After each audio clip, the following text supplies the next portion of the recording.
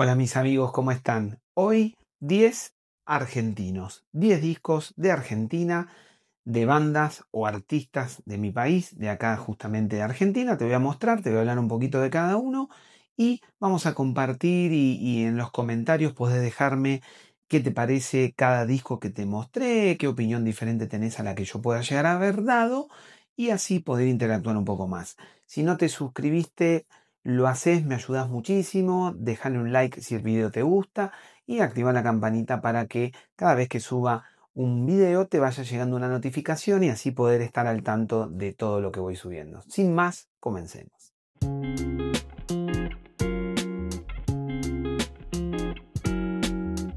Bueno, el primer disco que te voy a mostrar de los 10 argentinos es Patricio Rey, sus redonditos de ricota y su disco Octubre, este discazo lanzado en el año 1986. Este disco marcó una evolución muy importante en el sonido de la banda, hacia justamente un sonido más oscuro y crítico. La revista Rolling Stone, Argentina, lo posicionó este disco en el puesto número 4 de los 100 mejores discos de rock argentino de toda la historia. Este disco se grabó solamente en 3 semanas en los estudios Panda, que justamente había surgido un problema económico en ese momento que tenía la banda y prácticamente dormían en el estudio. Bueno, y la imagen tan icónica de esta portada está inspirada en la Revolución Rusa del año 1917.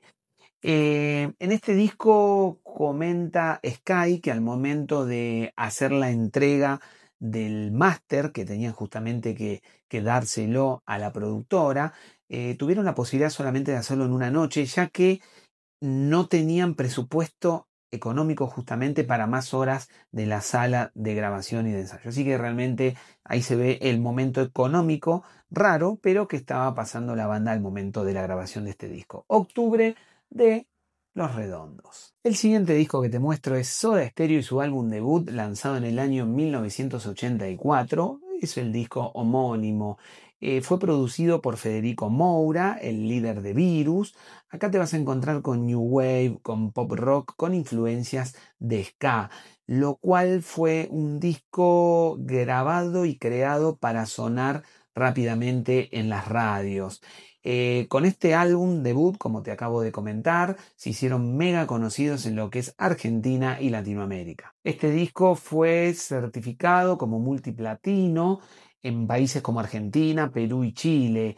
La mezcla justamente de este disco se hizo en Estados Unidos, lo cual para la época no era algo tan común y ellos sí lo hicieron. Gustavo Cerati, le aportó pedaleras de chorus, delay, hasta sintetizadores también, para lograr ese sonido único que nos deja Soda Stereo, que vos pones un disco y ya te das cuenta que es Soda Stereo. Charlie Alberti, el baterista también, hizo la grabación de este disco con una batería electrónica, lo cual tampoco era tan común en Argentina, sobre todo y en la época, por eso considero que eran unos adelantados a la época. Así que Soda Stereo y su álbum debut. Cambiamos totalmente de género, pero seguimos dentro de la temática que es artistas argentinos y te muestro Pericos y su disco Yerba Buena. Este disco marca un cambio rotundo en la madurez musical como grupo de Pericos en este caso, dejando un poco de lado lo que era el sonido de sus discos anteriores, orientado muy al reggae, al ska, para ya acercarse en este justamente material al pop rock con influencias inclusive de soul, de funk, ritmos latinos. La verdad que es un disco que hace un cambio muy importante y se nota de hecho. Este disco fue producido por Nigel Walker, que es un productor justamente británico, el cual tiene una gran experiencia habiendo sido también parte de la producción de discos de Pink Floyd, de Paul McCartney, hasta de Aerosmith inclusive. Esto hace que si vos escuchás este disco, al margen del cambio que te dije del género musical que vas a notar que es justamente muy notorio, valga la redundancia, vas a ver una calidad en el sonido muy diferente, muy superior a los discos anteriores. Bueno, y te dejo un dato de color, antes de decidirse por el nombre justamente Yerba Buena, Este disco se iba a llamar Vibración, haciendo alusión a las buenas vibras que ellos estaban pasando en ese momento, con todo, como te decía, con la producción, con el sonido que estaban cambiando. Pero a último momento se decidieron por justamente Yerba Buena, haciéndolo que fuese un título de disco mucho más argentino y aparte utilizando un poco ese doble sentido que te imaginarás. Así que Pericos y su disco Yerba Buena. Seguimos con Pedro Aznar y su disco Contraluz, lanzado en el año 2016. Acá tenés un disco esencial, justamente en la discografía de Pedro, ya que fue grabado en su propio estudio de grabación, Home Studio se llama, en el cual él posee casi todo el control de lo que era el sonido de este disco. Para la grabación de este disco, Pedro se volvió un artista multiinstrumentista, justamente ya que tocó más de 10 instrumentos, entre bajo, bueno, baterías, bueno, las percusiones, guitarras, hasta sintetizadores y algunos elementos o instrumentos étnicos. Realmente un disco que, como te digo, casi en su totalidad ha grabado todos los instrumentos por él, salvo en algunos temas que lo está haciendo con algunos músicos invitados. Pedro trabajó justamente casi 2 años en la terminación de este disco para lograr una mezcla muy positiva para el sonido que él buscaba entre lo analógico y lo digital, y lo logró de una manera realmente excelente. Muchos instrumentos fueron grabados en una sola toma, sin muchos retoques, justamente para mantener esa frescura. Un disco que tuvo una recepción crítica muy positiva. De hecho, pasó a ser uno de los discos más vendidos justamente de Pedro Aznar. Pedro Aznar y su disco Contraluz. Charly García y su disco Random, lanzado en el año 2017, el 13º álbum del grandioso Charly. En este disco te vas a encontrar con lo más parecido al rock alternativo que estaba haciendo, que puede llegar a ser Charly, que imagínatelo haciendo rock alternativo, es todo posible de la mano de este genio, pero con influencias muy marcadas en la década del 60 y el 70, cuando culminaba lo que era ese pop psicodélico de los 60 para ya adentrarse en la década de los 70 con el famoso rock progresivo. Este disco presenta un sonido más crudo y experimental, con letras más referidas a temas personales y sociales. Acá participa Rosario Ortega en los coros, la cual él lo hizo con Charly hasta su último disco, La Lógica del Escorpión, desde el año 2011. La portada justamente de este disco la diseñó el propio Charly. De hecho, acá parece que está hecho con los dedos manchados. La verdad que estas locuras del grandioso Charly. Y este genio musical nos puede dejar, como te dije, el diseño de su propia portada. La verdad que a mí me gusta muchísimo, ya lo he dicho en varias oportunidades. Y fue grabado en dos estudios de grabación. En uno, Los Pájaros, de Palito Ortega, y el otro, Catedral, del grupo Turf. Random, de Charly García. Nito Mestre y su disco 2010, lanzado en el año 1981. Este es el primer disco como solista de Nito luego de su desvinculación de su grupo anterior, Los Desconocidos de Siempre. El título no hace alusión a una fecha, sino a los 4 últimos números telefónicos del teléfono de su casa. Él argumenta que puso ese título al disco ya que muchas de las ideas justamente de este material surgieron en su casa. Luego del lanzamiento, este disco tuvo una repercusión muy buena, siendo rápidamente disco de oro. Varias canciones justamente de este disco, hoy en día cada actuación que Nito hace toca muchos temas, casualmente de este disco, como te decía, lo cual lo hace que sea mucho más vigente. Y te dejo un dato curioso de este material, es que a poco tiempo de haberse lanzado y salir y tener el éxito que te comentaba, Nito llamó a la compañía telefónica en ese momento y le pidió si le podían cambiar el número de teléfono, ya que no paraba de recibir llamados a ese número. Así que 2010 de Nito Mestre. Divididos y su disco Acariciando lo áspero del año 1991. El nombre justamente de este disco nace de una broma entre Moyo y Arnedo, los cuales querían hacer ese juego de palabras para que el disco sonara entre lo que era suave y explosivo a la vez.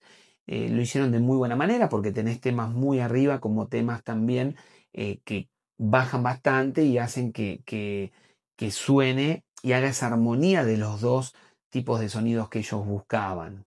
Moyo insistió que se puliera lo menos posible el sonido que ellos estaban logrando al momento de grabarlo para que pareciera un recital en vivo pero grabado en una habitación. En su momento este disco no tuvo una buena acogida comercial, pero sí fue considerado como uno de los discos fundacionales del rock pesado argentino, que también sirvió de mucha influencia para bandas como Catupecumachu, como Pez, como Carajo, entre otros.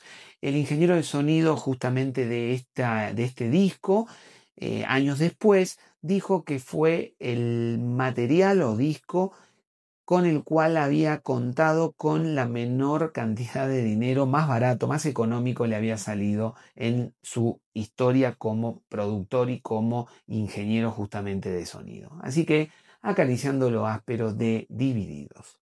Te dejo El Portón y su disco Conurbano, lanzado en el año 2015, ese segundo álbum de la banda, la cual tuvo una grabación totalmente independiente. Ellos la hicieron totalmente a pulmón, sin ninguna ayuda de productoras, ni mucho menos. Acá te vas a encontrar con un álbum conceptual que habla de todas las carencias y de toda la vida de lo que es el conurbano, que para los que no son de Argentina es como un cordón cercano a Capital Federal, pero a su vez un poco más humilde. Lo grafican de muy buena manera porque comentan que son vivencias inclusive propias de los miembros de la banda. En este disco te vas a encontrar con una mezcla de géneros increíble, tenés rock, tenés música latinoamericana, tenés murga, candombe, etcétera, entre otros géneros. Es muy meritorio también la calidad de sonido y del producto en sí que se ha logrado para este disco conurbano, ya que no ha habido, como te comentaba hace un ratito, ayuda de sellos ni dineros de producciones o productoras, las cuales podían haber mejorado ese sonido. 11 músicos participaron en este disco, lo cual cuando vos lo pones y le das play te vas a dar cuenta la diversidad de sonidos que se logran por esa cantidad justamente de músicos. Conurbano de El Portón. Fabiana Cantilo y su disco Algo Mejor, lanzado en el año 1991, y es el tercer álbum como solista de Fabi. Este disco es producido por Fito Páez, el cual la consolida, mejor dicho, a Fabiana como una estrella, casi te diría en su momento de acá de Argentina, pero luego a nivel Latinoamérica y demás, comercialmente con el lanzamiento de este disco. Para el tema Arcos, las guitarras están a cargo de Gustavo Cerati, guitarrista y cantante, bueno, obviamente de Soda Stereo, lo cual, cuando estaban por grabarlo, Fabiana se puso muy nerviosa porque Gustavo había llegado muy puntual y Fito tardó muchísimo en llegar, lo cual generó al momento de la grabación muchísima tensión entre ambos. Fabiana, hablando de estos nervios, este nerviosismo que se había generado por la llegada tan tarde de Fito, al momento de hacer las grabaciones de las voces, le pidió por favor si se podía retirar para estar más tranquila. Y nuevamente, como te digo, es un punto de inflexión en la carrera de Fabiana el lanzamiento de este disco, ya que la hizo muchísimo más visible en todo Latinoamérica. Algo mejor de Fabiana Cantilo. Bueno, y por último, te voy a mostrar el décimo álbum de bandas o artistas de acá de mi país, de Argentina, y hablábamos recién de la producción de Fito Páez y te muestro Yo Te Amo de justamente Fito Páez. Este álbum fue lanzado en el año 2013, alcanzó el disco de oro. Es un disco mucho más íntimo, con un Fito más maduro, llevándose a temas mucho más personales, dedicándoselo a sus seres queridos. A pesar de tener una temática conceptual muy fuerte, muy profunda, es un disco con una música muy liviana, muy ligera, la cual, como te digo, tuvo muchísimo éxito. Fito describió Yo Te Amo justamente como el reflejo de su vida en el momento que lo estaba produciendo, grabando. Algunas guitarras y pianos justamente de este disco, de los temas de este disco, fueron grabados con micrófonos de cinta vintage de los años 70, lo cual lograba ese sonido más analógico que estaba buscando Fito y no tan digital. También lo vas a diferenciar si prestas atención a las producciones que luego vinieron detrás de este disco, que ya sí son muchísimo más digitalizadas. Y te dejo un dato, si sos coleccionista, que se lanzó una edición limitada en vinilo de un rojo translúcido con también eh, fotos inéditas de la sesión de grabación, la cual, como te digo, si sos coleccionista no te lo podés perder, buscalo que está excelente. Yo te amo de Fito Páez. De esta manera te mostré 10 discos de bandas o artistas argentinos. Realmente creo que está bueno, bastante variado, hemos pasado por muchos géneros. Nada, deja en comentarios si te parece qué podés aportar más a lo que yo dije. Siempre hay muchísimas cosas para aportar. Y bueno, desde ya muchísimas gracias. Dejame un like si el video te gustó. Y bueno, gracias nuevamente por llegar hasta acá. Así que, sin más, nos vemos en el próximo video. Chau, chau.